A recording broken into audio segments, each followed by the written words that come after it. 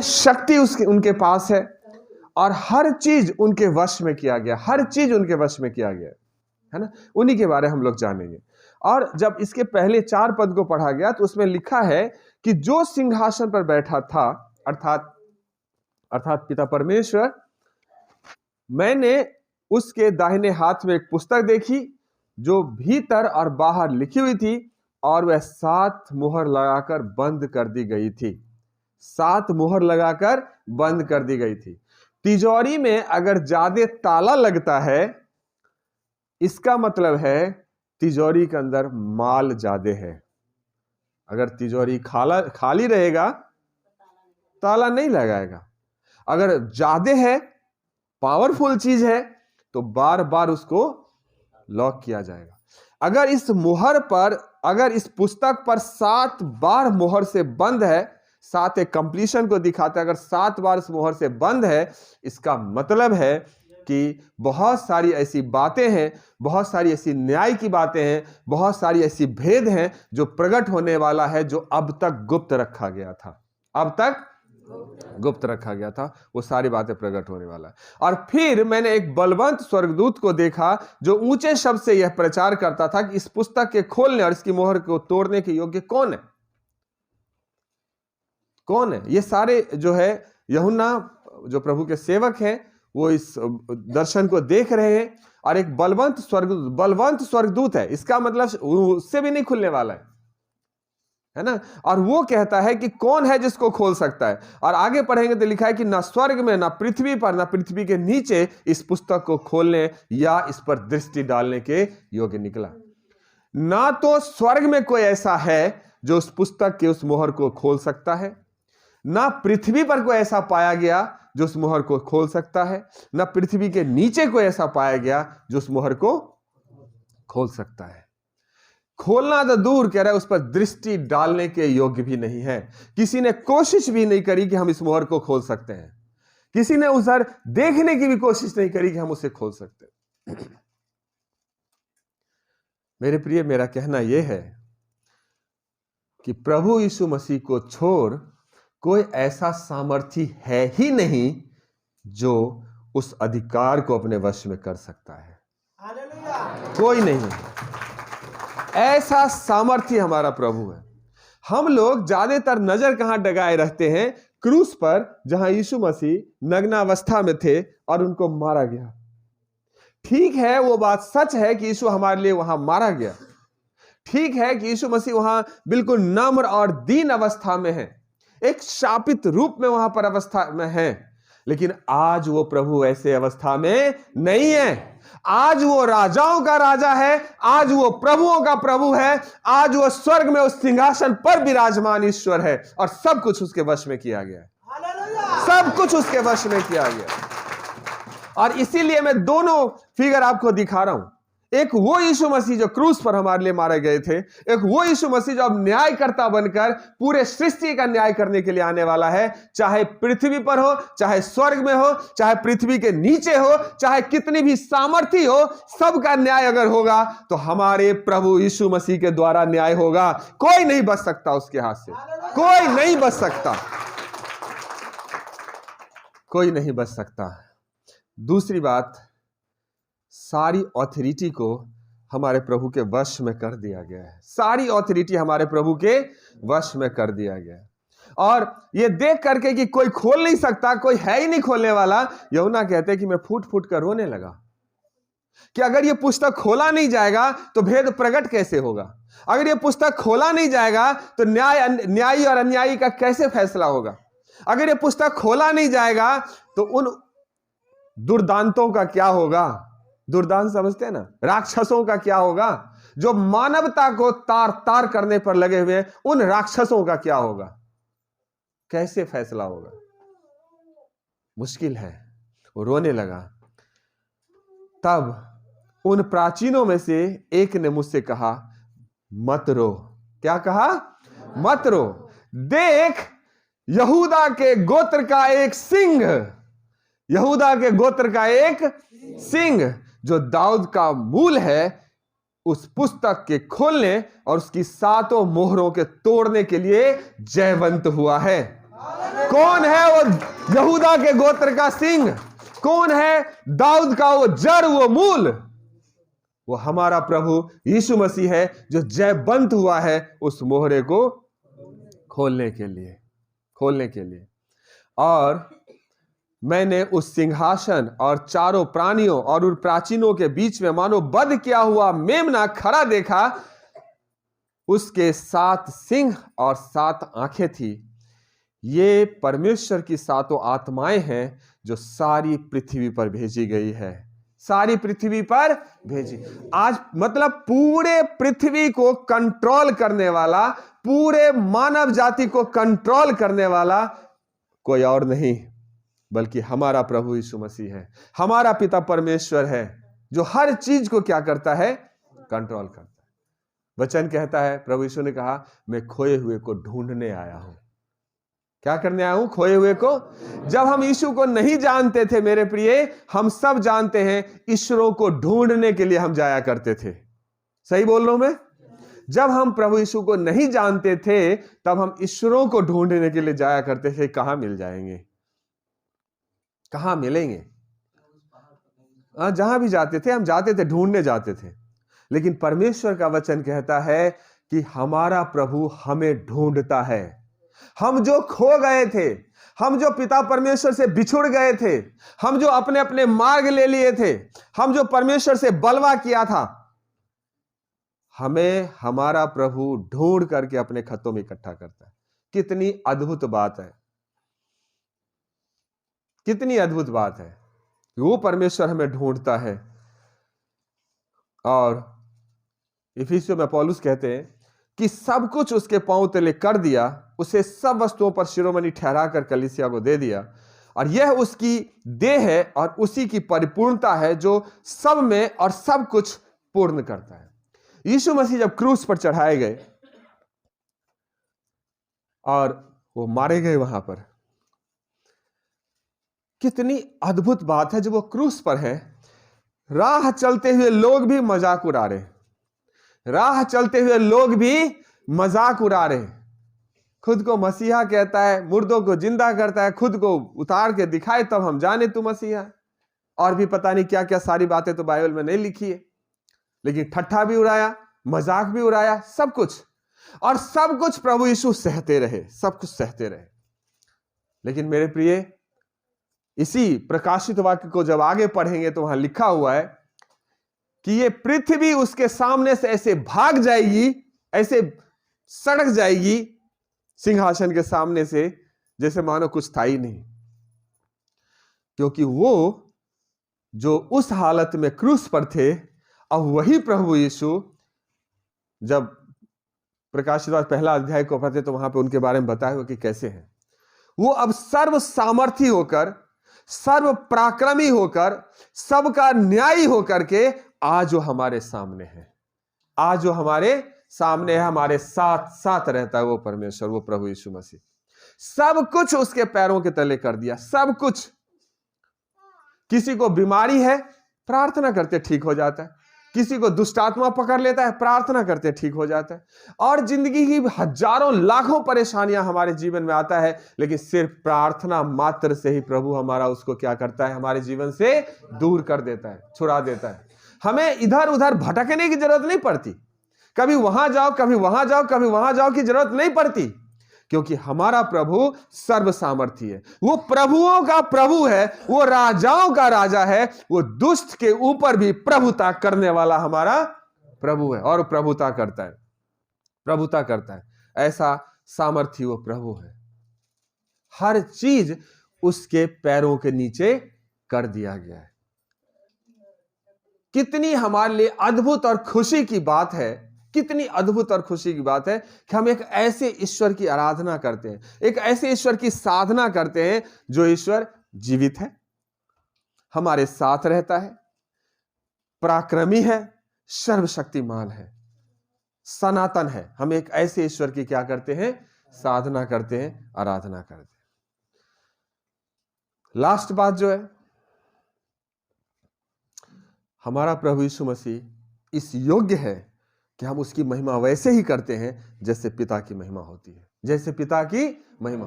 कई लोग सवाल पूछते हैं, यीशु मसीह तो एक मनुष्य था, हमारे विश्वास पर घात करते, कहते यीशु मसीह तो एक मनुष्य था, तो मनुष्य की आप लोग सेवा आराधना क्यों करते हैं? आप लोग तो परमेश्वर को मानते हैं, तो आप मनुष्य की आराधना क्यों करते हैं? कई लोग सवाल पूछते हैं, मेरे से भी पूछा, शायद आपसे भी पूछते होंगे।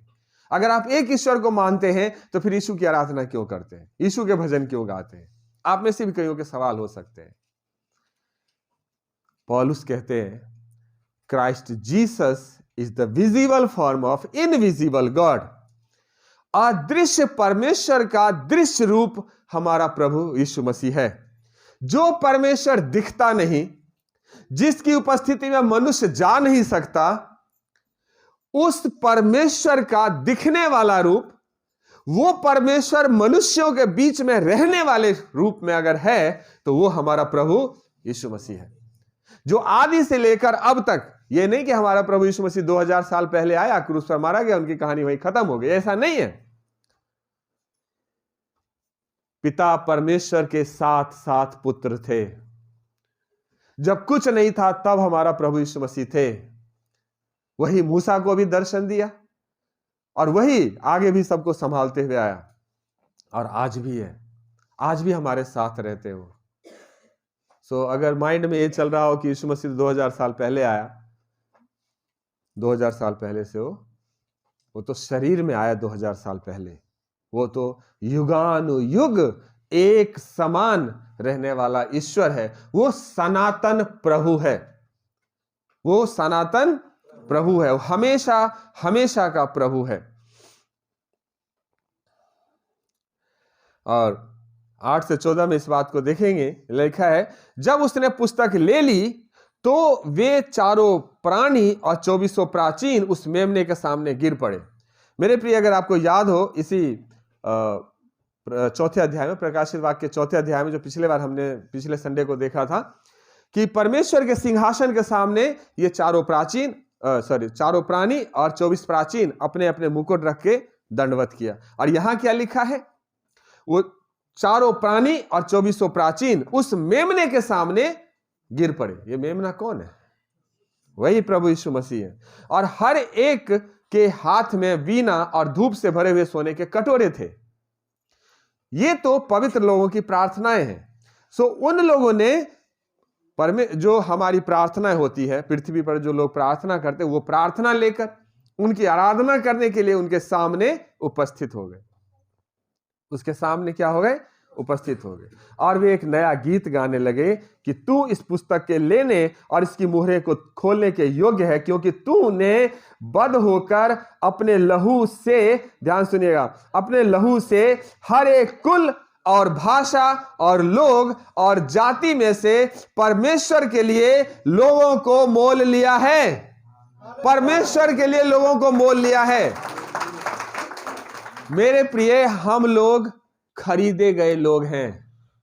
हम लोग खरीदे गए लोग हैं।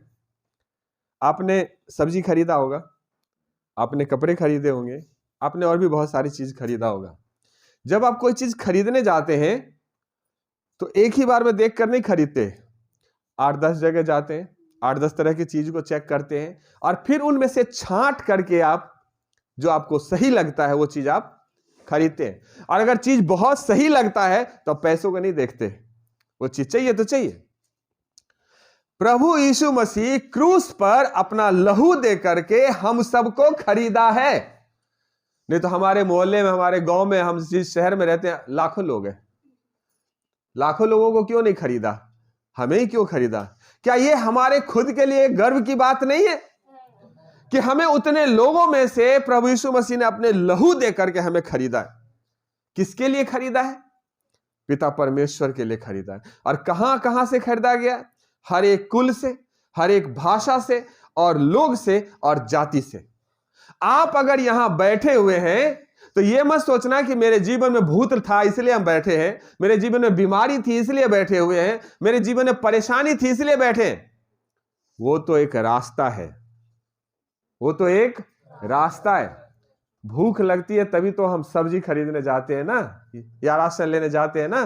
कपड़ा फटने लग जाता है तभी तो हम नए कपड़े की सोचते हैं ना, या नहीं? उसी तरह से जब कुछ ना कुछ होगा तभी आपको सच्चे ईश्वर की याद आएगी और तब उस मार्ग पर चलेंगे, क्योंकि आपके लिए पहले से ही सारे इंतजाम हमारे पिता ने कर दिया है। और हम सब जो यहां बैठे हुए हैं, हम खरीदे हुए हैं, हम मोल लिए गए हैं, और पैसों से मोल लिए गए नहीं है। पिता परमेश्वर के इकलौते पवित्र प्रिय पुत्र के लहू के द्वारा हम सब खरीदे गए हैं, मोल लिए गए हैं।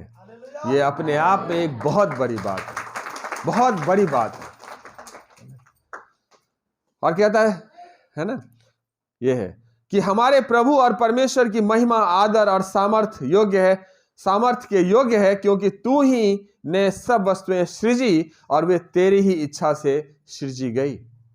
जो कुछ आप सृष्टि में देख रहे हैं और जो नहीं भी देख रहे हैं, हर एक चीज हमारे प्रभु यीशु मसीह के द्वारा रचा गया, हमारे प्रभु के द्वारा बनाया गया है।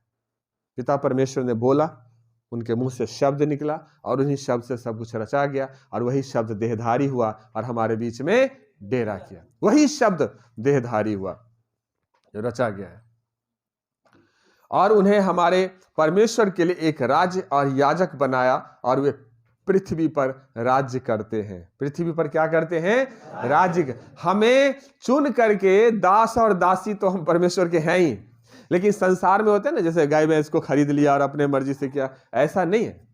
परमेश्वर ने हमें चुना, प्रभु यीशु मसीह के बेशकीमती लहू के द्वारा हमें खरीदा गया, उन दुष्टों से छुड़ाया गया, और आज अगर प्रभु अपने पास रखा है तो कहता है कि तू मेरे नजर में अनमोल और प्रतिष्ठित ठहरा है।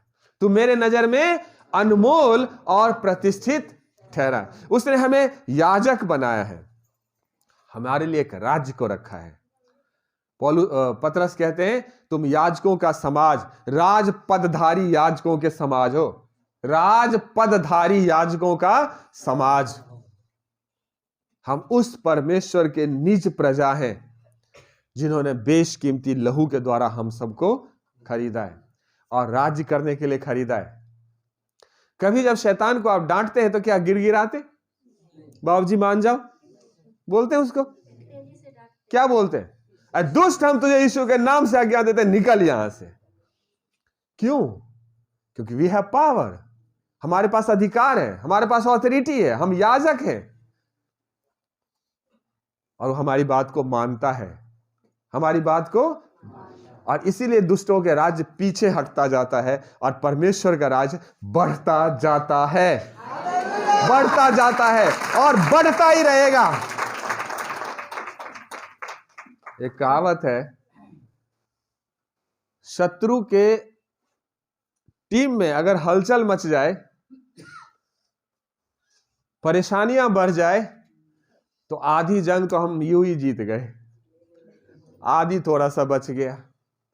और जिस जंग में हम हैं, ये तो पहले से जीता हुआ है। बहुत अच्छा लगता है जब यहोशापात को कहता है परमेश्वर कि तू लड़ाई के लिए तुझे जाना तो पड़ेगा लेकिन लड़ना नहीं पड़ेगा। जाना है लेकिन लड़ना नहीं है। आज भी वही है, सामना करना है लेकिन लड़ना नहीं है, क्योंकि लड़ाई तो यहोवा ही का है। लड़ाई तो दाऊद के एक ही पत्थर में गोलियत चारों खाने चित, एक ही पत्थर में, जिसके सामने पूरा इजराइली डरता था। क्यों? एक अकेला बंदा, वो भी मेरे ख्याल से 4 या 5 फुट का होगा। क्या कहता था? ये लड़ाई मेरी नहीं, तू तो मेरे पास भाला बर्छी फरसा ये लेके आ रहा है, लेकिन मैं तो सेनाओं के यहोवा के नाम से आता हूं। और जिससे गोफन से सही निशाना एक पक्षी को मारने में नहीं लगता, मैंने चलाया हुआ गोफन, पक्षी को भी सही से निशाना कई बार नहीं लगता, और उस गोफन से ऐसा निशाना लगा, परमेश्वर ने ऐसे सेट कर दिया गोल, ऐसा सेट कर दिया कि गोलियत के माथे को फाड़ करके पत्थर अंदर घुस गया, और एक ही पत्थर में चारों खाने चित। हमारा परमेश्वर इसी रीति से युद्ध लड़ता है। यहोशापात युद्ध लड़ने गया, लड़ना पड़ा, वो आपस में सब लड़के मर गए। जब हमारे विरोध में वो दुष्ट खड़ा होता है तो आपस में ही लड़के मर जाएंगे। ये हमारे प्रभु का वादा है, लड़के मर जाएंगे आपस में, क्योंकि विजय हमारे लिए पहले से निहित हो चुका है और हम ही जीतेंगे। ये भी फाइनल है।